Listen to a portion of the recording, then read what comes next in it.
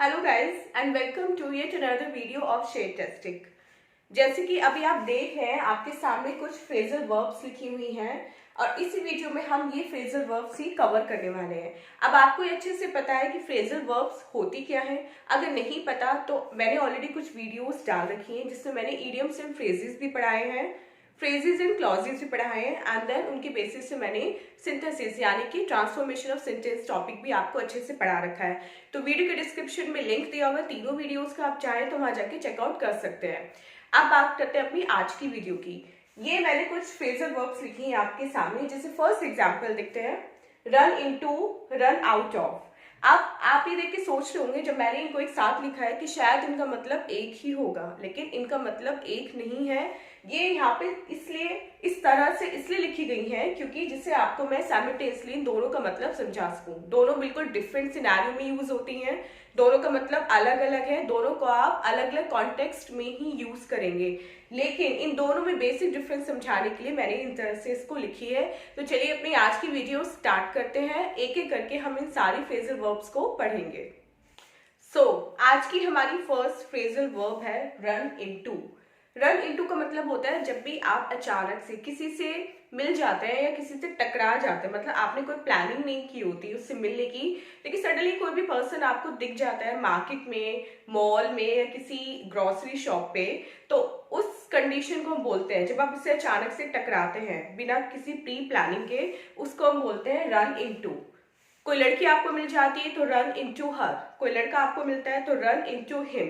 तो run into हमारी phrasal verb है। इसको हम किस कॉन्टेक्स्ट में यूज करते हैं वो मैं आपको बताती हूँ। सपोज हम मार्केट गए हैं और कोई फ्रेंड आपसे टकरा गई है तो आप क्या बोलेंगे, I suddenly run into her, I suddenly run into हर। तो रन इनटू हर, हिम, या फिर आप इसका अगर नाम देना चाहे तो उसे कोई नाम भी दे सकते हैं, लेकिन रन इनटू हमारी फ्रेजल वर्ब होती है जो हम यूज करते हैं किसी से अचानक मिलने के सेंस में, जब हमारी कोई भी प्लानिंग नहीं होती मिलने की, सडनली हम किसी से टकरा जाते हैं। इसी से मिलती जुलती दूसरी फ्रेजल वर्ब है हमारी run out of. Run out of इसका मतलब होता है कुछ खत्म हो जाना, जैसे किचन में नमक खत्म हो गया या शुगर खत्म हो गई या गैस खत्म हो गई घर में, तो उस सिनेरियो में हम रन आउट ऑफ यूज करते हैं। जैसे the salt suddenly run out, मतलब नमक जो था अचानक से खत्म हो गया, या फिर I am running out of salt, मेरे पास नमक खत्म हो गया है, या मैं अभी मार्केट जा रहा हूँ, क्यों, क्योंकि मुझे नमक परचेज करना है, because I am running out of salt. तो रन आउट ऑफ का मतलब होता है घर में कहीं भी कोई चीज खत्म हो जाना, पैन का रिफिल खत्म हो जाना, पैन की इंक खत्म हो जाना, जहां भी कुछ खत्म हो जाता है वहां पे हम run out of phrasal verb का यूज करते हैं। तो इन दोनों के डिफरेंस आपको क्लियर है, समझ में आ गया। रन इनटू का मतलब होता है जब आप अचानक किसी से मिल जाते हैं without any planning, and run out of का मतलब होता है जब कोई चीज खत्म हो जाती है। थर्ड फ्रेजल वर्ब देखते हैं, take up. Take up, take up का मतलब होता है कुछ नया करना शुरू करना, कुछ करना शुरू करना। जैसे आप सपोज एरोबिक्स क्लास आपने ज्वाइन की है तो you are taking up aerobics class, आपने योगा करना शुरू किया है, so you are taking up yoga classes. जो भी आप काम करना शुरू, आपने नया नया कोई काम करना शुरू करा है, उसके सेंस में हम बोलते हैं टेक अप। ये हमारी फ्रेजल वर्ब यूज होगी इस सेंस में जहां भी आप कुछ नया करना शुरू करते हैं। एंड कीप अप का मतलब क्या होता है, कीप अप हमारा तब यूज होता है जब आपने जो काम शुरू करा है उसको आप करते रहते हैं, मतलब वो काम कॉन्टिन्यूअस चलता रहता है, तो उस केस में हम यूज करते हैं कीप अप। जैसे एक कन्वर्सेशन सिचुएशन में आपको बताती हूँ अभी।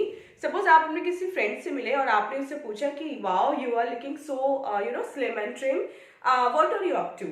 तो आपका फ्रेंड आपको जवाब देता है कि I am taking up yoga classes या I have taken up yoga classes. तो उसको आप जवाब कैसे देंगे, oh it's good keep it up, मतलब जो तुमने शुरू करा है, जो तुमने टेकअप किया है योगा क्लासेस, वो बहुत अच्छा है and you have to keep it up, just keep it up, बहुत बढ़िया काम तुम कर रहे हो। तो आई होप इन चारों फ्रेजल वर्ब्स का डिफरेंस आपको समझ में आ गया होगा, run into, run out of, take up and keep up. So next phrasal verb is head out. Head out मतलब इसको पढ़ के क्या लग रहा है, अगर हम इसको हिंदी में ट्रांसलेट करें तो क्या लग रहा है, हेड आउट, अपना सर बाहर निकालना, लेकिन हम इसे किस कॉन्टेक्स्ट में यूज करेंगे बता देती हूँ, कहीं से निकलना या कहीं के लिए जाना। सपोज आप ऑफिस जा रहे हैं तो आप क्या बोल सकते हैं, I am heading out to office. आप मार्केट जा रहे हैं तो आप बोल सकते हैं I am heading out to market. मतलब आप कहीं जाने के लिए जब अपना सर घर से बाहर निकालते हैं या अपने पैर घर से बाहर निकालते हैं, उस कंडीशन को हम बोलते हैं हेड आउट। यहाँ पे जो फ्रेजल वर्ब हमारी यूज होगी वो होगी हेड आउट, अपना सर बाहर निकालना या किसी चीज से बाहर निकलना। कहीं जाने के लिए आप हेड आउट वर्ड यूज करेंगे। एग्जाम्पल है आई एम हेडिंग आउट, मैं बाहर जा रहा हूँ, सी यू टुमारो, कल मिलता हूँ। तो हेडिंग आउट मतलब मैं बाहर जा रहा हूँ, तो बाहर जाने के लिए मतलब मैं बाहर जाने के लिए निकल रहा हूँ, I am heading out. Next देखते हैं हैंग आउट।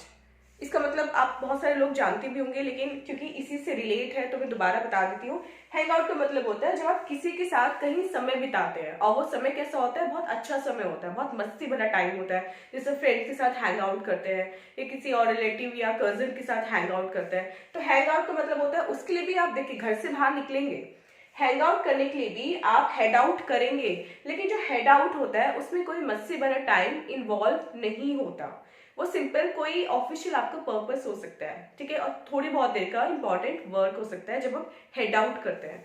लेकिन जब आप हैंग आउट करते हैं तो आप अपने फ्रेंड के साथ एंजॉय करते हैं, मौज मस्ती करते हैं। इसी के एग्जाम्पल है my friends and I are going to hang out at the mall. मेरे फ्रेंड्स और मैं कहाँ जा रहे हैं, मॉल जा रहे हैं। क्यों, हैंग आउट करने। वो किसी ऑफिशियल वर्क से, किसी इंपॉर्टेंट काम से नहीं जा रहे हैं, वो सिर्फ थोड़ी देर के लिए मौज मस्ती करने के लिए जा रहे हैं, अपने जो टाइम है उसको बहुत अच्छा बनाने जा रहे हैं। तो इसलिए हैंग आउट का मतलब होता है किसी के साथ टाइम बिताना, लेकिन मस्ती भरे तरीके से। और हेड आउट का मतलब होता है कि कहीं निकलकर बाहर जाना, बाहर निकलना या बाहर जाना। नेक्स्ट देखते हैं 7th, hand in. Hand in, आप इसको अगर मैं वैसे आपको समझाऊं हैंड इन, तो उसका मतलब होता है कि हाथ अंदर करना नहीं। हैंड इन मतलब किसी को थमाना, कुछ चीज जमा करना, रेजिग्नेशन देना, कोई स्लिप देना, कोई रिसीप्ट देना। तो जहां पे आप किसी को देते हैं, इसको हम बोल सकते हैं कि हम ऑफिशियली ही यूज करते हैं मोस्टली, क्योंकि हम फ्रेंड्स को हैंड इन नहीं करेंगे। आप मनी अगर जमा कराएंगे तो वो आप बोलेंगे कि we are depositing money, I am depositing money. लेकिन हैंड इन का मतलब होता है रेजिग्नेशन देना या फिर कोई रिसिप्ट, कोई स्लिप को जमा करना। इसके एग्जाम्पल देखते हैं। I am going to hand in my resignation today, मैं आज अपना रेजिग्नेशन हैंड इन करने जा रही हूँ या जा रहा हूँ। I am going to hand in my resignation today. तो यहाँ पे वो क्या सबमिट करने जा रहा है, अपना रेजिग्नेशन, एक ऑफिशियल लेटर सबमिट करने जा रहा है, इसलिए हमने यहाँ पे फ्रेजल वर्ब यूज की है हैंड इन। अब हैंड अराउंड का मतलब क्या होता है? हैंड अराउंड का मतलब होता है कुछ बांटना, टॉफीज बांटना, चॉकलेट्स बांटना, स्वीट्स बांटना। जब भी आप कुछ बांटते हैं तो उसके लिए आप फ्रेजल वर्ब जो है वो यूज करते हैं hand around. Like I would hand around the sweets, मैं स्वीट्स बांटूंगा या बांटूंगी। I would hand around the sweets. तो आई होप इन चारों का मीनिंग भी आपको अच्छे से क्लियर हो गया होगा। Next phrasal verb is put away. Put away मतलब हटा देना, किसी चीज को जिस जगह पे वो रखी हुई थी, पहले जिस जगह पे रखी हुई थी उस जगह से हटा के कहीं और रख देना, या ना रखना, लेकिन फेंकना नहीं, घर में है वो चीज, आपने सिर्फ उसको उस जगह से हटा के कहीं और रख दिया है। तो पुट अवे और थ्रो अवे में यही बेसिक डिफरेंस होता है। पुट अवे में आप सिर्फ हटाते हैं किसी चीज को, लेकिन थ्रो अवे में आप उस चीज को हटाते भी हैं और साथ साथ फेंक भी देते हैं, मतलब हमेशा के लिए वो चीज आपके पास से चली जाती है। लेकिन पुट अवे में वो चीज सिर्फ उस जगह से हटती है, आपके पास रहती है। इसे एग्जाम्पल देखते हैं। Did you put the papers away, क्या तुमने पेपर हटा दिए? तो पुट अवे मतलब हटा देना। यहाँ पे उसने ये नहीं पूछा कि क्या तुमने पेपर फेंक दिए, क्योंकि उसको उम्मीद है कि फेंके नहीं होंगे, सिर्फ वहां से हटा दिए हैं। Did you put the papers away. लेकिन सेकेंड एग्जाम्पल में I threw them away by mistake, वो बोल रहे हैं कि नहीं मैंने हटाए नहीं है, मैंने तो फेंक ही दिए हैं बाय मिस्टेक, गलती से। तो आई थ्रू अवे, थ्रू अवे का मतलब होता है किसी चीज को किसी जगह से उठा के फेंक ही देना, और पुट अवे का मतलब होता है किसी चीज को किसी जगह से उठा के दूसरी जगह पे रख देना। तो दोनों में जो बेसिक डिफरेंस है वो यही है, यहाँ पे आप हटा रहे हैं किसी चीज को और यहाँ पे आप किसी चीज को फेंक रहे हैं। Put on, next phrasal verb है हमारी पुट ऑन, जिसका मतलब होता है पहनना। कोई भी चीज पहनना, स्वेटर पहनना, जैकेट पहनना, साड़ी पहनना, मतलब जो भी आप पहन रहे हैं, जिसके लिए आप हिंदी में पहनना वर्ड यूज करते हैं, इंग्लिश में आप उसको बोलेंगे पुट ऑन। मतलब जो हिंदी का पहनना है वो हमारे इंग्लिश का एक फ्रेजल वर्ब है। तो पुट ऑन का मतलब होता है पहनना। इसके एग्जाम्पल देखते हैं। Can I put on this jacket, क्या मैं ये जैकेट पहन सकता हूँ, can I put on this jacket. Second में टेक ऑफ।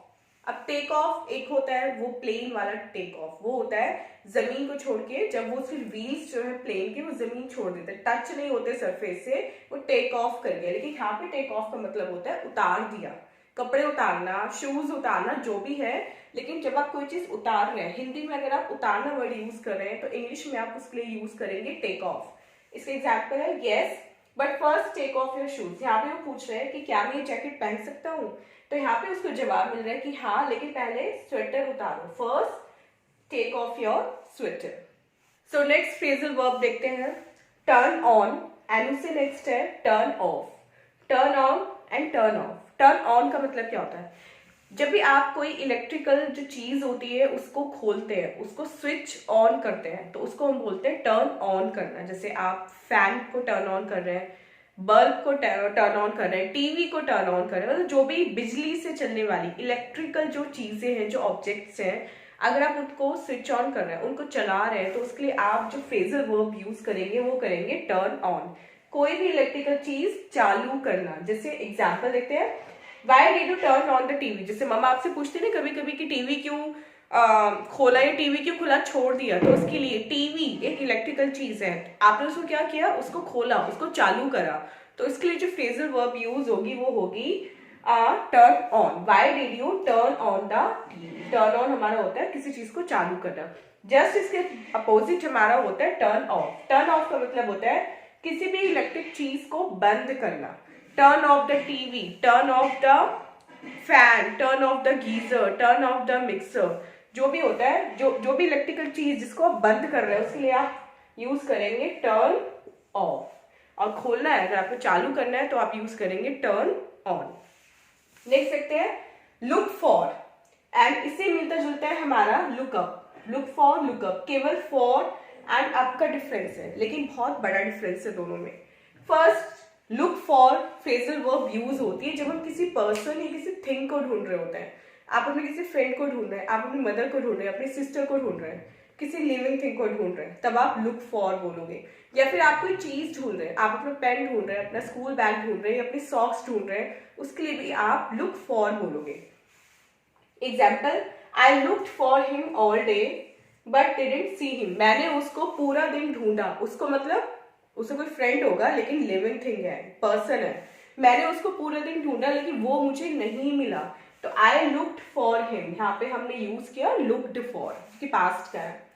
नेक्स्ट है हमारा लुकअप। अब इन दोनों में क्या बेसिक डिफरेंस होता है, जब आप किसी पर्सन या किसी चीज को ढूंढते होते हैं, किसी व्यक्ति या वस्तु को ढूंढते हैं, तब आप यूज करते हैं लुक फॉर।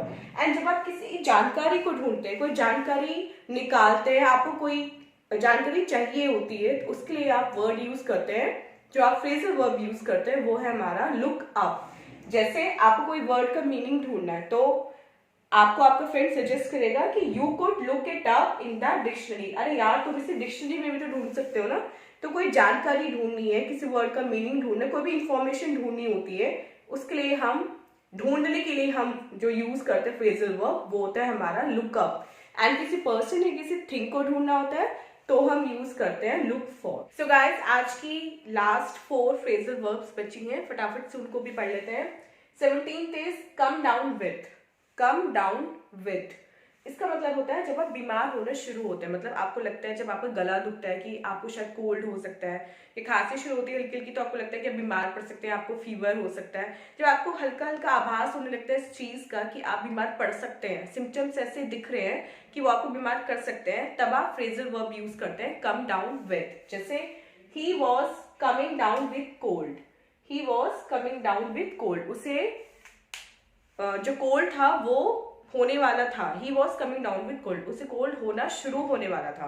तो जब कोई चीज, कोई बीमारी होनी शुरू हो जाती है, उसके लिए हम यूज करते हैं कमिंग डाउन विथ, ये कम डाउन विथ। नेक्स्ट है कम अप विथ। डाउन का सीधा अपोजिट यहाँ पे हमने लगाया है अप, बाकी हमने फ्रेजल वर्ब सेम ही छोड़ी है, like come down with and come up with. अब इसका मतलब क्या होता है, क्या इसका मतलब उल्टा होता है, जब बीमारी जाने वाली होती है तब हम कम अप विथ का यूज करते हैं? नहीं, ऐसे कुछ नहीं है। जरूरी नहीं है कि हर फ्रेजल वर्ब जो दिखने में अपोजिट हो उनका मीनिंग भी अपोजिट हो। यहाँ पे उनका मतलब है, कोई आइडिया सोच पाना जब आप कोई आइडिया, आपके माइंड में कोई आइडिया आता है, बहुत धांसूस आइडिया आता है और बहुत एक्साइटेड होते हैं सबको बताने के लिए, अपने बॉस को या अपने किसी सीनियर को कि या I have come up with an idea, उसको बोलते हैं, कोई आइडिया सोच पाने को बोलते हैं कम अप विद। जैसे I could not come up with anything special, मैं कुछ स्पेशल नहीं सोच पाया, मैं कोई स्पेशल आइडिया नहीं सोच पाया। I could not come up with anything special. Next देखते हैं phrasal verb fill in and last fill out.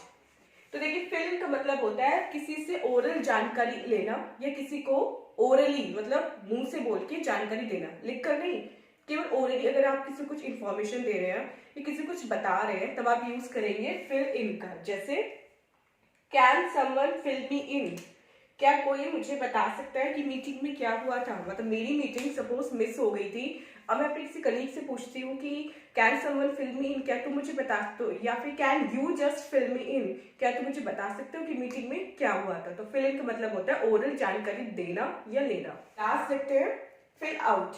Fill out का मतलब क्या होता है, जानकारी लिखना, मतलब लिखकर जानकारी देना। फिल इन का मतलब होता है जानकारी देना लेकिन बोलकर, और फिल आउट का मतलब होता है लिखकर जानकारी देना। जैसे first fill out this form, सबसे पहले इस फॉर्म को भरो। अब फॉर्म को भरने के लिए अभी क्या करना है, आपको उस फॉर्म में लिखना है with the help of a pen और पेंसिल, जो भी है।